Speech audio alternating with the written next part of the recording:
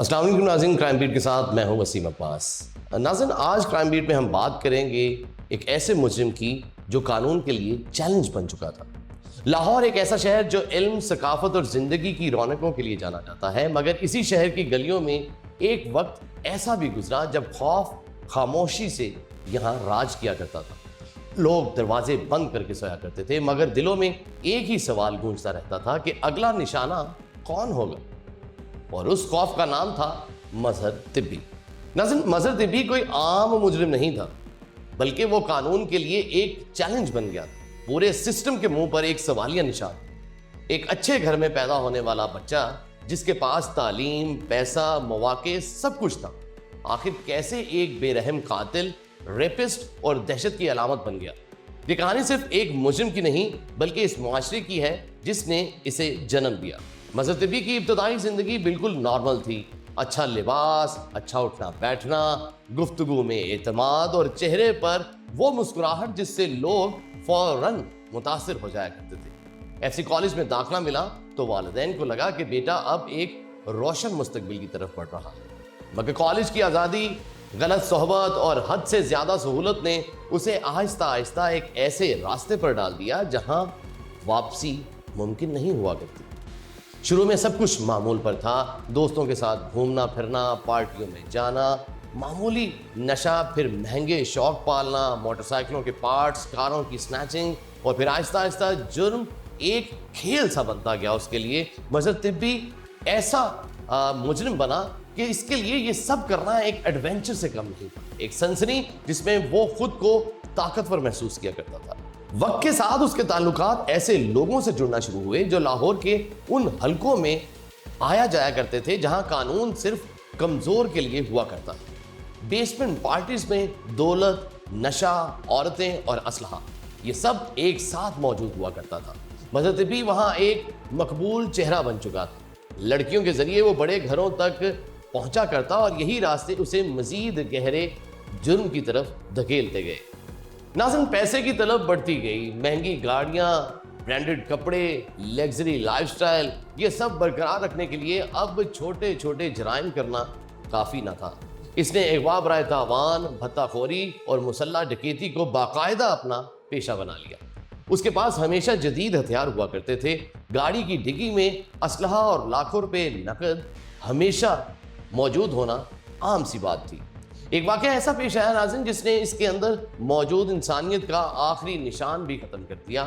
Liberty market میں ایک طاقتور گروہ نے ایک لڑکی کے معاملے پر اسے برہنہ کر کے تشدد کا نشانہ بنایا۔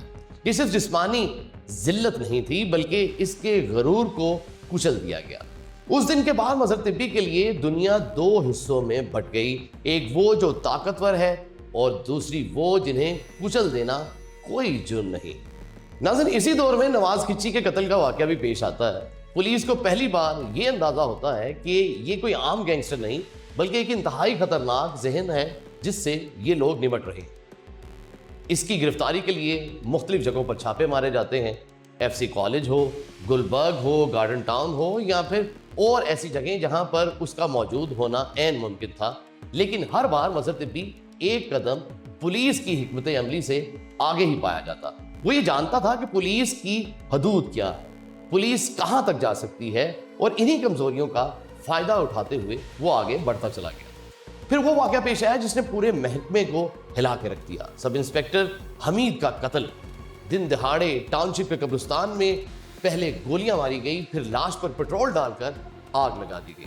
یہ قتل کسی ذاتی دشمنی کا نتیجہ نہیں تھا بلکہ ایک ایسا پیغام تھا جو مظہر طبی قانون اور قانونی اداروں کو دینا چاہتا تھا۔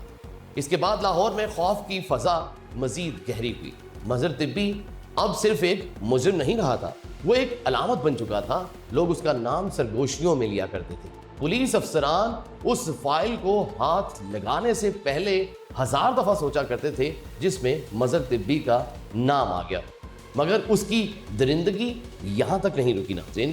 وہ ایک سیریل ریپسٹ بھی بن چکا تھا، بندوق کی نوک پر عورتوں کو مجبور کرنا، پھر انہیں دھمکانا کہ اگر زبان کھولی تو انجام بہت برا ہوگا۔ کئی کیس رپورٹ ہو ہی نہ سکے کیونکہ خوف اتنا گہرا ہوتا چلا گیا کہ انصاف کی امید دم توڑتی توڑتی آخر مر ہی گئی۔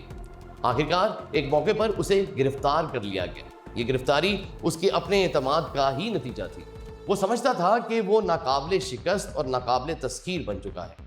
ضمانتیں، سفارشیں اور اثر رسوخ، اس سب کے باوجود اسے 7 سال جیل میں گزارنا پڑے۔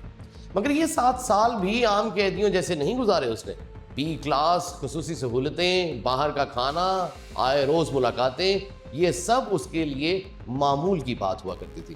ناظرین، جیل سے رہائی کے بعد اگر وہ چاہتا تو اپنی نئی زندگی شروع کر سکتا تھا، لیکن جرم اس کی رگوں میں پس چکا تھا۔ وہ دوبارہ اسی دنیا میں لوٹا اور زیادہ شفاف اور خطرناک بن کر آیا۔ سمر ٹوانا کا قتل اس بات کا ثبوت تھا کہ اب اس کی کوئی حد نہیں۔ پولیس نے اس بار مختلف حکمت عملی اپنائی۔ مذہبی ٹیکنالوجی میں بھی پولیس سے آگے ہی تھا۔ کال ڈویژن، غیر ملکی نمبرز، خالی گھروں میں صرف فون لائنیں، یہ سب پولیس کے لیے نیا تھا۔ مگر لاہور پولیس نے بھی پہلی بار جدید آلات استعمال کیے، فون ٹریسنگ کرنا شروع کی اور ایک ایک حرکت پر نظر رکھنا شروع کی گئی۔ اطلاع ملی کہ وہ ملک سے فرار ہونے والا ہے۔ ممکنہ طور پر تھائی لینڈ ایئرپورٹ الرٹ کر دیا گیا۔ حکم واضح تھا، اب کوئی غلطی برداشت نہیں کی جائے گی۔ فیصلہ کن لمحہ اس وقت آیا جب اس کی محبوبہ کے والد نے پولیس کو اطلاع دی کہ مظہر طبی کنال ویو سوسائٹی میں ملنے آ رہا ہے۔ پورا علاقہ گھیر لیا گیا۔ چھتوں پر سنائپرز اور سڑکوں پر ناکے ہر زاویے کو کور کر رہے تھے۔ ناظرین، جیسے ہی گاڑی سوسائٹی میں پہنچتی ہے، شناخت کنفرم ہوتی ہے اور مظہر طبی کے لیے سرنڈر کرنے کے علاوہ اور کوئی راستہ نہیں بچتا۔ یہ وہی شخص تھا جس کے بارے میں یہ کہا جاتا تھا کہ اگر پہلی گولی اس نے چلائی تو دوسرا زندہ نہیں بچے گا۔ چند لمحوں کی شدید فائرنگ اور پھر خاموشی۔ مظہر طبی کی کہانی وہیں ختم ہو گئی، مگر اس کے چھوڑے ہوئے سوال آج بھی زندہ ہیں۔ کیا وہ واقعی اکیلا شخص تھا؟ کیا ایسا کردار ہمارے معاشرے میں آج بھی موجود ہے؟ کیا واقعی انسان قانون سے بالا تر ہوتا ہے یا انجام سب کے لیے ایک ہی ہوتا ہے؟